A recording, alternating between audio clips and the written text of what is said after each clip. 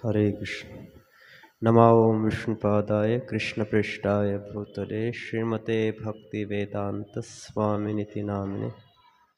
नमस्ते सारस्वती देवे गौरवाणी प्रचारिणे निर्विशेष शून्यवादी पाश्चात्य देशतारिणे। शिल प्रभुपाद तिरुभवतिथि महामहोत्सवम की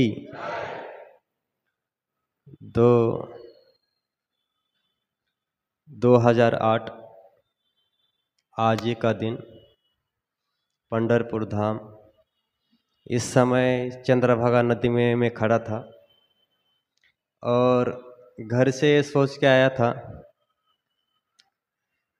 कि परिवार के संबंध देखे, उनका प्रेम देखा और प्रभुपाद के ग्रंथों को पढ़ने के बाद प्रभुपाद का प्रेम देखा, तो मैंने ये महसूस किया कि जीवन में, इस संसार में अगर कोई मुझसे वास्तव में प्रेम करता है, निस्वार्थ प्रेम करता है, प्रेम तो माता पिता भी करते हैं, थोड़ा स्वार्थ पूरित होता है, मगर कोई निस्वार्थ प्रेम करता है तो एक ही व्यक्ति है, वो है शिला प्रभुपाद।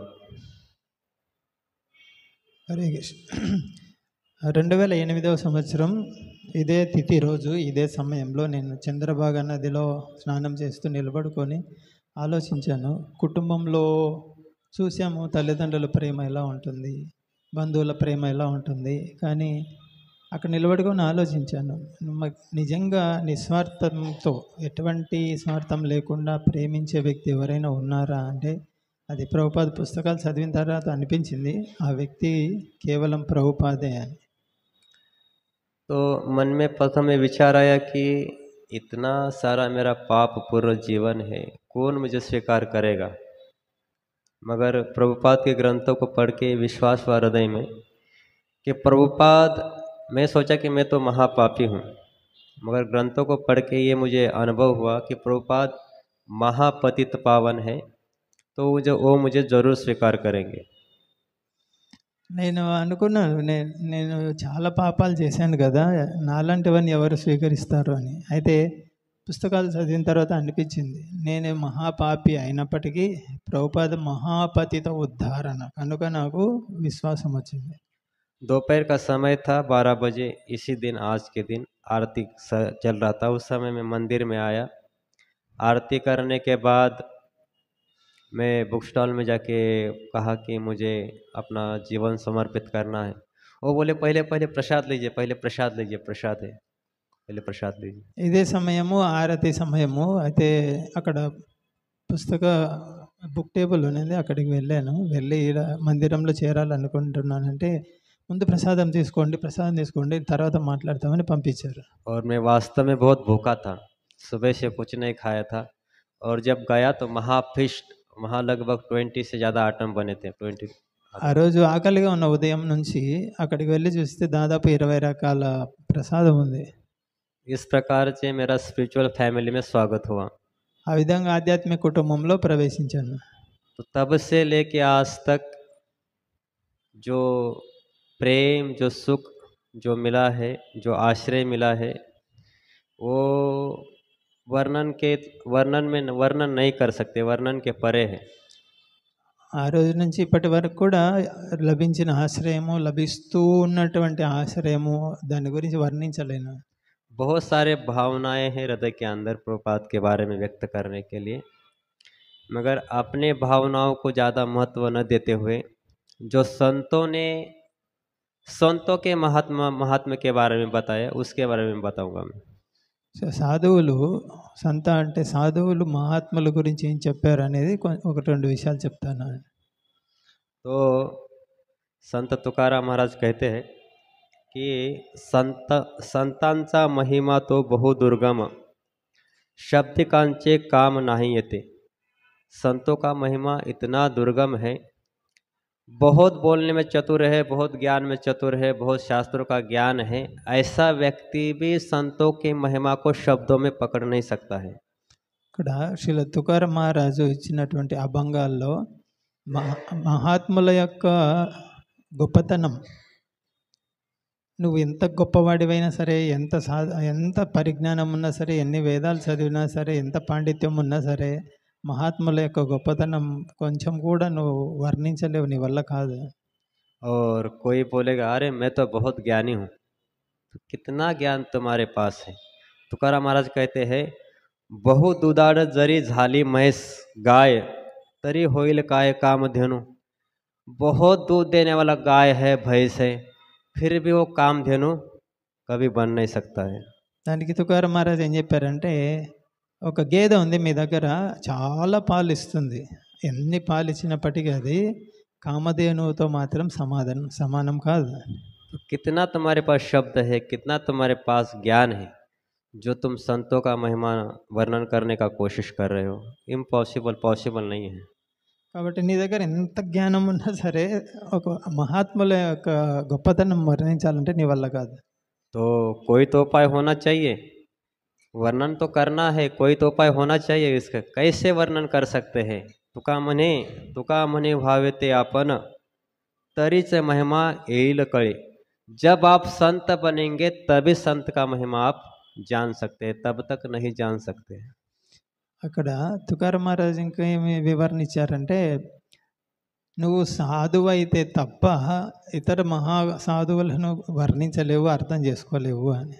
तो मैं एक महान असाधु, मैं प्रभुपाद के बारे में महिमा करना बहुत मुश्किल है। भगवत गीता में भगवान कहते हैं 18 अध्याय 55 नंबर श्लोक, भक्त्या माम अभिजानाति। केवल भक्ति के माध्यम से हम भगवान को समझ सकते हैं, और केवल भक्ति के माध्यम से ही भगवान के भक्तों को भी हम समझ सकते हैं। और इस प्रकार समझने के बाद ही कोई व्यक्ति भगवान के धाम में प्रवेश कर सकता है। ఇక్కడ నాలాంటి వ్యక్తి ప్రభుపాద గురించి చెప్పాలంటే అది సాధ్యం కాదు. ఇప్పుడు భగవద్గీతలో 18వ అధ్యాయంలో భక్త్యా మాం అభిజానాతి, అందులో చూస్తే భక్తి ద్వారా మాత్రమే భగవంతుని అర్థం చేసుకోవచ్చు. భక్తి ద్వారా మాత్రమే, मेरा 5 मिनट नहीं है, భక్తి ద్వారా మాత్రమే तेलुगु रातु, I don't know Telugu, just more 2-3 minute, ఇంకా 3 నిమిషాలు అంటే ఎక్కువ. భక్తి ద్వారా మాత్రమే భగవంతుని అర్థం చేసుకుంటాం, आशीर्वादम। భక్తి ద్వారా మాత్రమే భక్తుల్ని కూడా అర్థం చేసుకోవచ్చు. అప్పుడు అలాంటి స్థితిలోనే భగవద్ధామంలో ప్రవేశించవచ్చు. हरे कृष्ण। तो आगे तुकाराम महाराज दूसरे आभंग में बोलते हैं, काय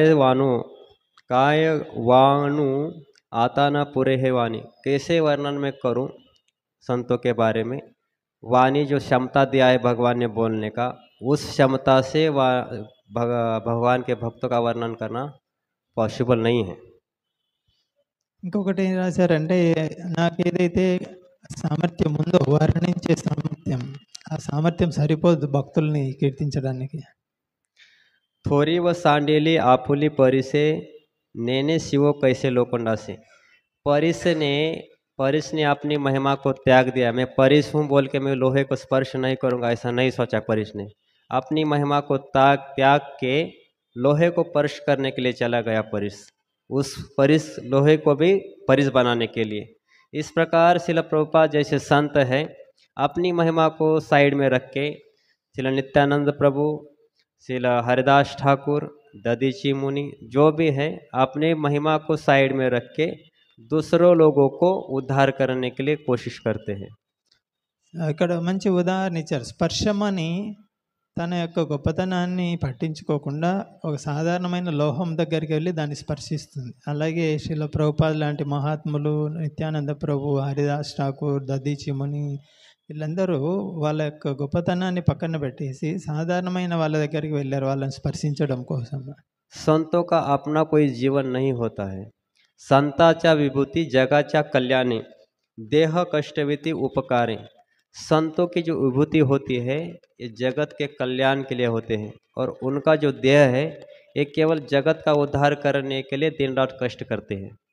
సాధువుల యొక్క సంపద ఏంటి? వాళ్ళకు సొంత సంపద, సొంతం అంటే ఏమి ఉండదు. వాళ్ళ శరీరం ఉండేదే ఇతర జీవుల యొక్క శ్రేయస్సు కొరకే, ప్రపంచం యొక్క శ్రేయస్సు కొరగా. बहुत सारे उदाहरण है। प्रभुपाद सुबह गा रहे थे, लोका नाम हितकारिणो। छठ गोस्वामी ने अपना जीवन दिया लोगों के हित के लिए। दधीची मुनि ने अपना पूरा शरीर दे दिया देवताओं के हित के लिए। हरिदास ठाकुर ने मरने के लिए तैयार हो गया उस मारने वालों के लिए। भक्ति विनोद ठाकुर जी अपने परिवार का बलिदान देने के लिए तैयार हुए। शिला भक्ति सिद्धांत ठाकुर अपने जीवन का बलिदान देने के लिए तैयार हो गए। और क्या, प्रभुपाद स्वयं जब अमेरिका जा रहे थे 2 टाइम हार्ट अटैक आया, तीसरा आएगा तो चले जाएंगे। इतना रिक्स लिया, इतना किसके लिए? जगत के ऊपर उपकार करने के लिए। దదీచి ముని చూడండి, తర్వాత హరిదాస్ ఠాకూర్ చూడండి, శిల భక్తినోద్ ఠాకూర్ తన కుటుంబాన్ని త్యాగం చేసుకోవడానికి సిద్ధపడ్డారు. భక్తి సిద్ధాంత మహారాజ్ తన ప్రాణాలు ఇవ్వడానికి సిద్ధపడ్డారు. ప్రభుపాద కూడా అదే కోవలో అమెరికాకు వెళ్ళేటప్పుడు సముద్ర ప్రయాణంలో 2 సార్లు గుండెపోటు వచ్చింది. और कुछ करना होता है, हमको सेंटर खोलना होता है, कुछ खोलना होता है तो हम सोचते भांडवल क्या है हमारे पास, पैसे कहाँ से आएगा। इनको संतों को जीवों पे दया करने के लिए भांडवल की जरूरत नहीं। उनका भांडवल क्या है? भूतांची दया है भांडवल संता, आपुली ममता नाही देहाची। भूतों के ऊपर, जीवों के ऊपर दया, यही उनका भांडवल है।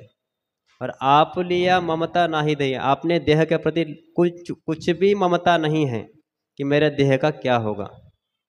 మరి మనం ఏదైనా ఒక ప్రచార కేంద్రం ఆరంభించాలంటే ధనము, ఆధారము ఇవన్నీ ఎలా అని ఆలోచిస్తాం. అయితే ఇక్కడ తుకారాం మహారాజ్ ఏం చెప్తున్నారు, మహాత్ములు ఏదైనా అలాంటి ప్రచారం చేయాలనుకుంటే వాళ్ళకు ధనము, వాళ్ళ ధనం ఏంటంటే జీవుల పట్ల ఉన్న కరుణ వాళ్ళ ధనం. तो प्रभुपाद ने ग्रंथों को छापा। हम देखते हैं कि प्रभुपाद खुद ग्रंथों को पांडुलिपि लिखते थे, प्रिंटिंग प्रेस में जाते थे, फिर से चेक करते थे, दोबारा जाते थे, देते थे, फिर ग्रंथों को छापते हुए देखते थे, फिर ग्रंथों को लेते थे, फिर बांटते थे, दिन भर भूखे रहते थे। क्या भांडवल है उनका? क्या दया है? केवल जीवों के प्रति दया है, अपने देह के प्रति कुछ भी ममता नहीं है। हर दिन प्रेस का मालिक पूछता था आप कुछ खाए हैं, कुछ खाए हैं? जवाब ना ना ना। ये क्या है? क्या कारण है? దయ, జీవో के प्रति దయ. ప్రభుపాద చూడండి, పుస్తకాలు ముద్రించేటప్పుడు ఒంటరిగా ఉన్నప్పుడు ఉదయం ఆహారం తీసుకునేది లేదు, కాలినడకన వెళ్ళేది, ఆకలితో ఉండేది. కానీ పుస్తక ముద్రణ, పుస్తక వితరణ, అవి అచ్చు తప్పులు చూడటము, ఇవన్నీ దేనికోసం చేశారు అంటే ఒక సంపద ఉంది. ఏంటది? జీవుల మీద దయ అనే సంపద వల్ల ఇది చేస్తున్నారు. ఆ ముద్రణశాల అది యజమాని అడుగుతారు, మీరు ఏమైనా తినొచ్చారా అంటే లేదు అని సమాధానం చెప్పేది ఎప్పుడు అడిగినా కూడా. कोई प्रश्न कर सकता है, हर कोई संसार में व्यक्ति काम कर रहा है कुछ सुख प्राप्ति के लिए, कुछ तो प्राप्ति के लिए। कोई मेडिटेशन कर रहा है तो भी शांति प्राप्त करने के लिए। संत किस कारण के लिए इतना कष्ट कर रहे हैं? प्रश्न उठ सकता है, क्या कारण है? कुछ कारण नहीं। उनका जो कारण है, तुका मने सुख पराविया सुखे, अमृत है मुख स्रवते। दूसरों के सुख को देख के ही उनका सुख है, यही उनका सुख है। और उनके मुख से अमृत की धारा बहती है, क्योंकि भक्ति रसामृत सिंधु से लेके लोगों को बांटते हैं और वही अमृत जो है लोगों तक पहुंचाते हैं। ये संतों का महानता है। సాధారణ వ్యక్తి కూడా పని చేస్తుంటాడు, మరి సాధువులు కూడా పని చేస్తుంటారు. మరి వ్యత్యాసం ఎక్కడ అంటే, ఈ సాధువులు పనిచేసేది దేనికోసం అంటే ఇతరులు ఏదైతే ఇతరులు సుఖపడితే ఆ సుఖం చూసి వీళ్ళకి సుఖం అనిపిస్తుంది, దానికోసం వీళ్ళు పనిచేస్తుంటారు. వేరే కారణం లేదు వీళ్ళు పనిచేయడానికి. नेता आए चले गए, अभिनेता आए चले गए, बहुत सारे समाज सेवक आ गए चले गए, हमारे संबंधी आ गए चले गए। मेरे पिताजी गुजर गए, मुझे पता नहीं क्या तारीख है उनके पिताजी गुजर जाने का, और उतना गम भी नहीं गए बोल के। मगर प्रति तिरुभाव को हृदय के अंदर दुख होता है, ये होता है। कारण क्या है? माता पिता ने तो जन्म दिया है इस शरीर को, इस शरीर का उद्धार कैसे करना है, जीवन का उद्धार कैसे करना है, वो इस व्यक्ति ने सिखाया है। इसलिए भले ही माता पिता के तिरुभाव को, आविर्भाव को भूल सकते हैं, मगर इनके तिरुभाव को, आविर्भाव को कभी भूल नहीं सकते हैं। మనకు శరీరము తల్లిదండ్రుల ద్వారా వస్తుంది. అయితే వాళ్ళు జన్మనిచ్చారు, ఆ తల్లిదండ్రులు జన్మనైతే ఇచ్చారు కానీ ఈ శరీరాన్ని ఎలా ఉపయోగించుకోవాలి, ఎలా కడతేర్చుకోవాలి జీవితం అనేది నేర్పించలేదు. అయితే వాళ్ళ వాళ్ళ తిరోభావం అవి గుర్తు ఉండొచ్చు, ఉండకపోవచ్చు. కానీ ఈ శరీరాన్ని ఎలా ఉపయోగించుకోవాలి, ఎలా కడతేరాలి అని నేర్పించినటువంటి ఇలాంటి మహాత్ముల యొక్క జన్మ, ఆవిర్భావం, తిరోభావం మర్చిపోలేము ఎప్పటికీ. और एक लास्ट बात बोल के मैं ख़त्म करूँगा।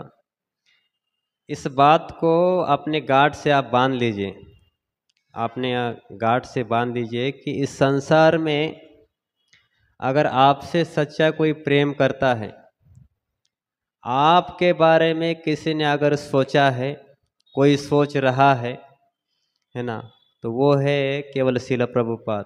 इस संसार में कोई बोलेंगे कि ये व्यक्ति मुझसे बहुत प्रेम करता है, ये बारे में सोच रहा है, सब चीटिंग है। एक व्यक्ति निस्वार्थ प्रेम करता है आपसे, वो है शिला प्रभुपाद। इसीलिए अगर सेवा करना है तो ऐसे संत महात्माओं की, और ऐसे संत महात्माओं का जिन्होंने आश्रय लिया है, ऐसे भक्तों के लिए सेवा करना चाहिए, अपना जीवन समर्पित करना चाहिए। शिला प्रभुपाद की। సో చివరగా ఏంటంటే చాలా ముఖ్యమైనది, దీన్ని పదే పదే గుర్తుంచుకోవాలి అటువంటి అంశం. అండ్ ఎవరైనా మనల్ని మర్చిపోకుండా ఎప్పుడు మన గురించి ఆలోచిస్తూ ఉంటారు అంటే మనం చెప్పొచ్చు, అదో పలాని అతను నా గురించి ఆలోచిస్తాడు, మా బంధువుల్లో ఇతను నా గురించి ఎప్పుడు ఆలోచిస్తుంటాడు అని. కాదు, ఇదంతా బూటకం. కేవలం ఒకే ఒక వ్యక్తి ఉన్నారు ఆ విధంగా నిరంతరం మన గురించి ఆలోచించేది, అది ప్రభుపాద్. అటువంటి మహాత్మకు సేవ చేయాలి.